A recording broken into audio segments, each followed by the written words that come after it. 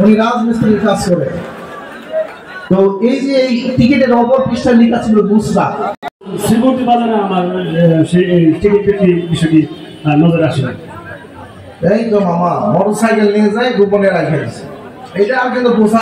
হ্যাঁ, আমি এই মাত্র বুঝলাম যে ওনারা খালি ওনাদের ধাঁধাটায় আছে। তো ধন্যবাদ। সেটা ভালো আছেন তো?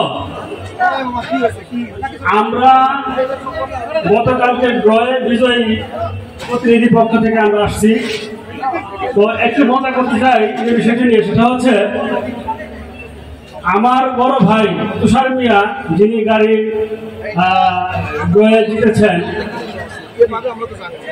ওনাকে বলতে চাই যে উনি যেহেতু বিয়ে করেছেন, বিয়ের আগে ওনার গাড়ি ছিল না, এখন যেহেতু উনি ড্রয়ের মাধ্যমে একটা দামি গাড়ি পেয়েছেন, আর আমাদের এই অনুষ্ঠান সূচি লাইভে প্রচার হচ্ছে, তাই সেজন্য আমি লাইভের মাধ্যমে ভাইয়ের ওয়াইফ অর্থাৎ ভাইয়ের স্ত্রীকে বলতে চাই যে পুরাতন ভাবে আমরা রাখবো না। ভাই যেহেতু নতুন গাড়ি পেয়েছে, সেহেতু আমরা নতুন একটা বউ নিয়ে আসতে চাই। আমরা কি বলে?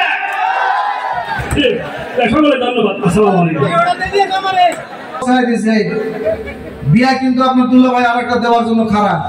আপনার না, আমার বাবু আছে তো। এই যে মামি দেখালেন শখ আছে, জান আছে, খবর আছে, উনি যেন সততা রেখে দিতে পারে। যদি সংসারের কোনো ঘানি টানতে গিয়ে যদি বিপদ আপদে পড়ে, উনি যেন এটি বিক্রি করে সেটি থেকে যেন উদ্ধার করতে পারে। কথা বলেন ঠিক কিনা? ঠিক আছে। তো এই হচ্ছে আপনার সকলে এটা বড় দাঁড়িয়ে সবাই একসঙ্গে। ধন্যবাদ। এই হচ্ছে কাগজ, এই হচ্ছে চাবি, আর এখানে ওয়ারেন্টি কার্ড, ফ্রি সার্ভিস 1 বছর।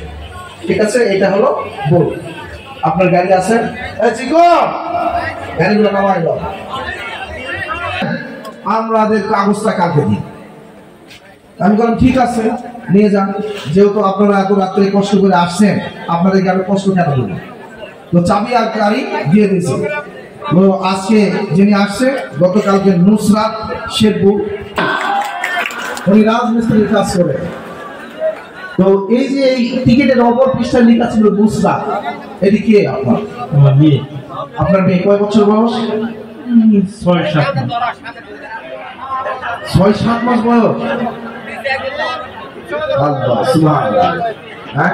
6-7 মাসের একটি মাসুম বাচ্চা নুসরাত সবাইকে ফাঁকি দিয়ে নিয়ে গেছেন গতকালকে। কি মামা আপনারা খুশি হন নাই? তো আসলে আপনার মেয়ে তো জন্মগত